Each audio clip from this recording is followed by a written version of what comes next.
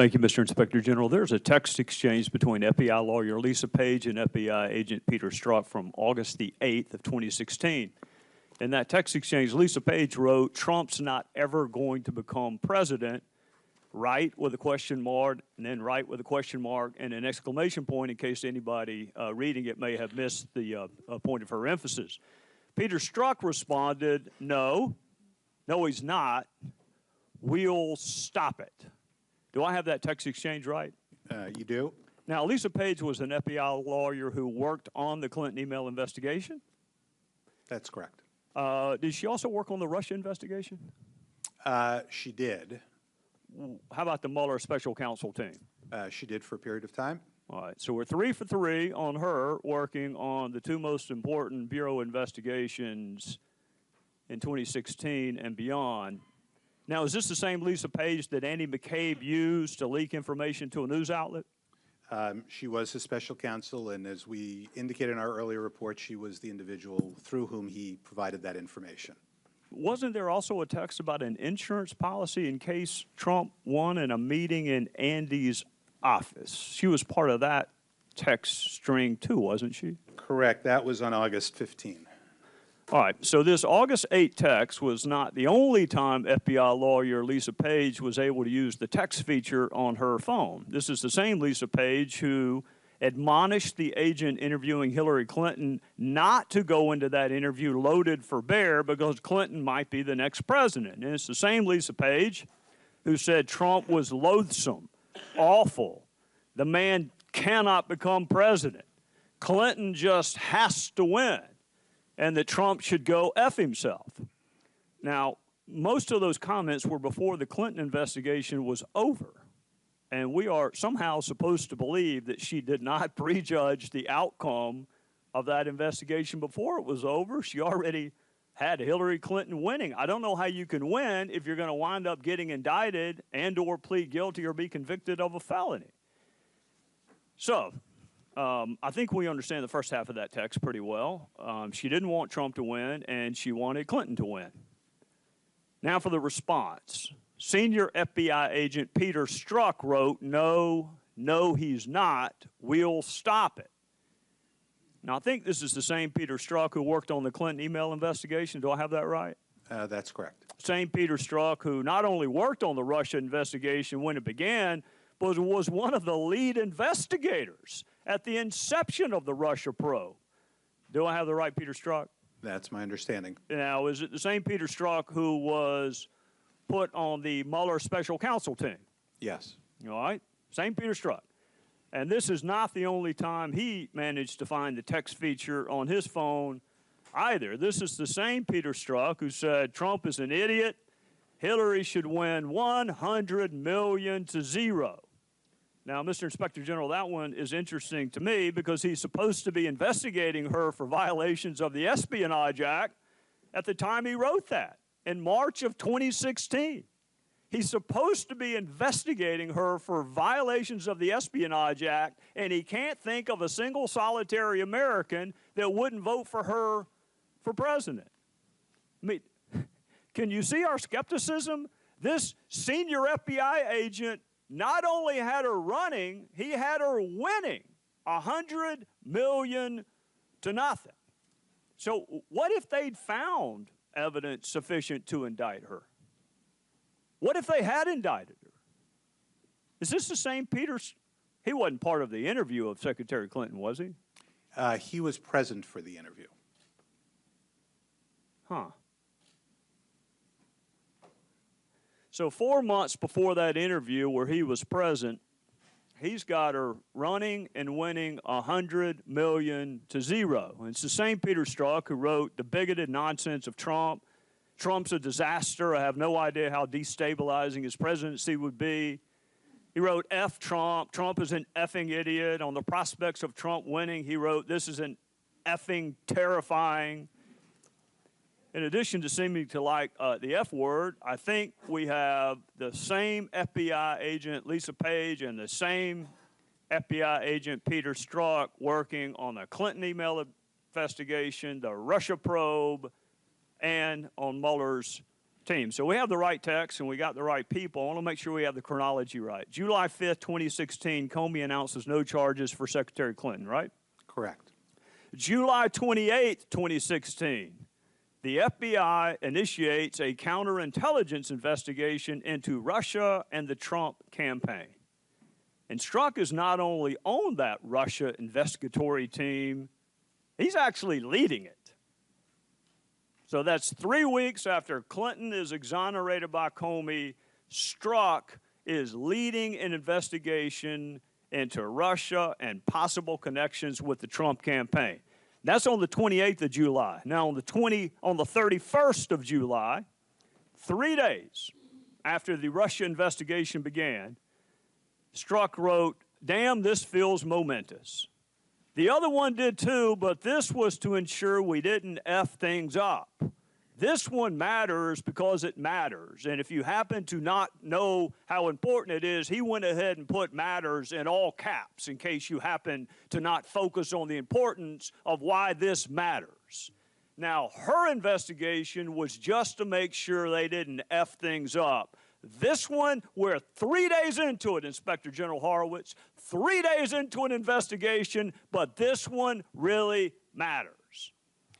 I wonder what he meant by saying the purpose of the Clinton investigation was to make sure they didn't F things up, but the Russia investigation, nah, that one was different.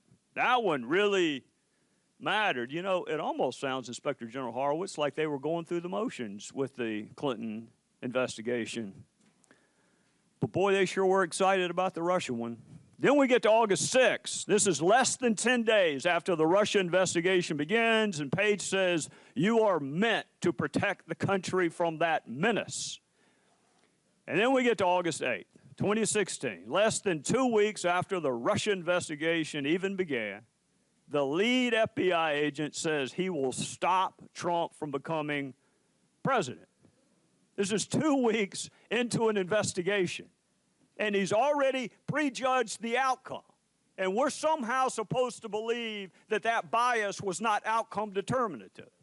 I can't think of anything more outcome determinative than my bias against this person I'm investigating with only 2 weeks worth of investigating. I have already concluded he should not be the president of the United States. And then we get to August 15th. Just over 2 weeks into the Russia investigation, Strzok says, "I want to believe the path you threw out, that there's no way he gets elected, but I'm afraid we can't take that risk. It's like an insurance policy." Mr. Inspector General, that is 2 weeks into an investigation, and he is talking about taking out an insurance policy because he can't fathom the target of his investigation possibly becoming the president. So I want to go back to the no, he's not going to be president, we'll stop it. What do you think the "it" is in that phrase, "we'll stop it"? Oh, I think it's clear from the context. It's we're going to stop him from becoming president. That's what I thought too. Now, I wonder who the "we" is in the "we'll stop it." Who do you think the "we" is? Well, I think that's probably subject to multiple interpretations. We'll see if we can go through a couple of them. Or the broader, or a broader group beyond that. I mean, it's hard to fathom a definition of "we" that doesn't include him. So we know he's part of "we." You could assume that the person he's talking with is FBI attorney who also happens to be working on the Russia investigation. She may be part of the "we."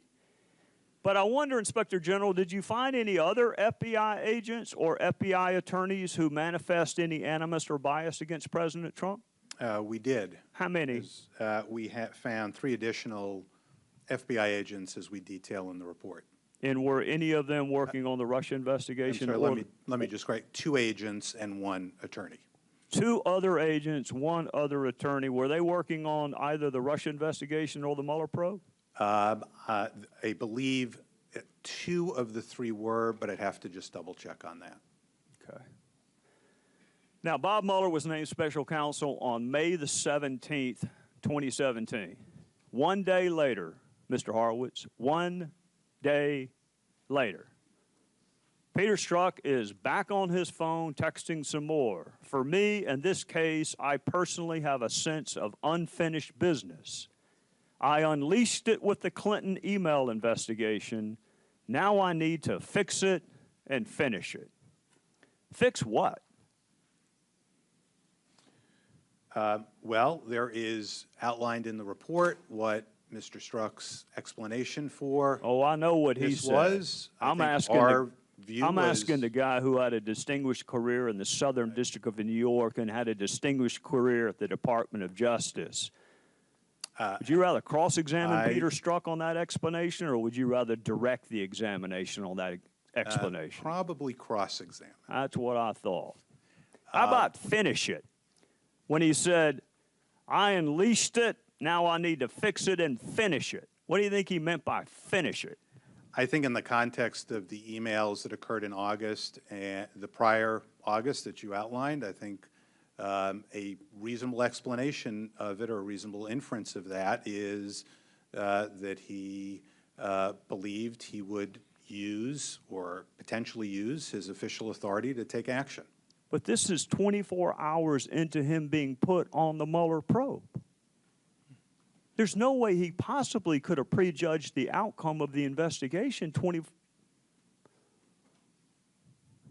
Maybe he did. Maybe that's the outcome determinative bias that my Democrat friends have such a hard time finding. Inspector General Horowitz, if one of your investigators talked about Lisa Page and Peter Strzok the way they talked about Donald Trump, would you have left them on the IG investigation? No. Did you ever have an agent when you were a prosecutor with this level of bias? You know, as I've laid out here, I thought this was completely antithetical to the core values of the department and extremely serious. Can you speak up, please? I'm sorry. I heard you, but you can say it where Mr. Nadler can hear you too. You know, my view of this was that this was extremely serious, completely antithetical to the core values. In my personal view, having been a prosecutor and worked with FBI agents, I can't imagine FBI agents suggesting even that they might use their powers to investigate, frankly, any candidate for any office. Well, I can't either. And let me ask you this in conclusion. I think you've already, you laid out in your opening that Peter Strzok's obsession with Donald Trump and the Russia investigation may have led him to take his eyes off of the Wiener laptop and in a notably ironic way calls Jim Comey to be a little bit later in sending those letters to Congress. So that is one example of outcome determinative bias. But I got to ask you, you used to be in a courtroom. You were on the side of the United States and you worked for the Department of Justice. If someone is prejudging the outcome of an investigation before it ends, and someone is prejudging the outcome of an investigation before it even begins, what is more textbook bias than prejudging this investigation before it's over and this one before it begins? I am struggling to find a better example of outcome determinative bias than that. So what am I missing?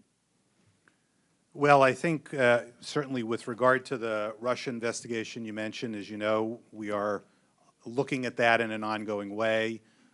With regard to the Clinton email investigation, I think as we lay out here and go through it, we looked at text messages, emails, documents to try and assess whether the specific decisions that we were asked to look at and then the ultimate prosecutorial decision were impacted by Strzok, Page, and the others' views.